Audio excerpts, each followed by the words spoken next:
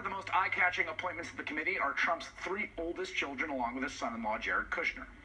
First of all, the transition team is a government entity, complete with a .gov website, and we have laws in this country against nepotism in government hiring. It's unclear at the moment how they apply in this specific case. On top of that, there's the fact that Trump's kids are supposed to be taking over the family business in a so-called blind trust, although it's not going to be, set up to avoid conflicts of interest in the White House. According to a Trump Organization spokesperson in a statement today, quote, "We are in the process of vetting various structures with the goal of the immediate transfer of management of the Trump Organization, its portfolio businesses, to Donald Jr., Ivanka, and Eric Trump, along with a team of highly skilled executives." I'm pleased to welcome my MSNBC colleague, Rachel Maddow. And Rachel, I wanted to talk to you about this because, you know, we get so much coverage of the Clinton Foundation, which was, the story went, essentially a slush fund whereby people would donate to curry favor with the Secretary of State or the future President of the United States. We're now having a situation in which this business enterprise, which has no public disclosures because it's privately held, run by the children of the sitting president, those same children are going to choose the people that staff the government, like, for instance, the IRS. Yeah. They're in that incredibly active, kinetic role in terms of deciding who's going to be in the government. Also, once the transition is over, even if he doesn't give them jobs in the government, the plan is that they will be continuing to run his family business empire. The whole idea of a blind trust is that the president is supposed to literally be unable to act using government policy in order to enrich himself or enrich herself because the trust is blind. That the president doesn't know what investments he or she has, doesn't know whether or not something that he's doing on behalf of the U.S. government is going to enrich him. In this case, it's not like people think he's not going to speak to his children.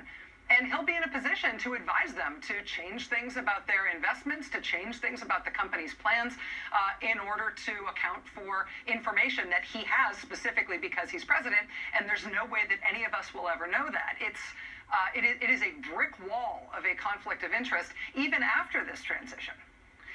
And just to play this out a little bit more, right? I mean, a company that's seeking regulatory favors from the Trump administration could offer Ivanka a discount equity stake for the Trump portfolio.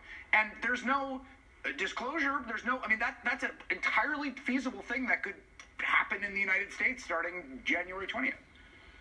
And how would we know? Right. How would we know when that was happening? We have no transparency here other than what the president will choose to disclose. And I can't imagine that he's going to disclose anything if he's calling this a blind trust, for example. I mean, the thing that is stunning to me about this is that this evolves directly from his refusal to release his tax returns, right? He doesn't release his tax returns. Everybody says he got away with it. Everybody says, oh, that wasn't a law.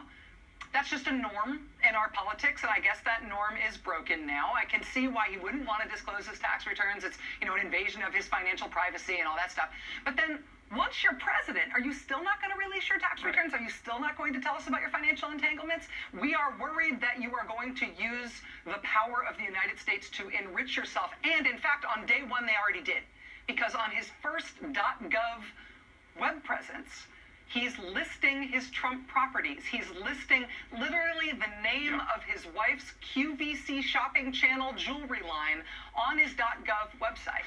So they're already using the resources of the government to enrich themselves while still not disclosing any of their other financial ties. It's mind-boggling. And the point you make here about it segues into the role of the media and all this, right? Because this is going to require a level of sustained, not just reporting, but pressure, frankly, for the public to know the things that they have a right to know.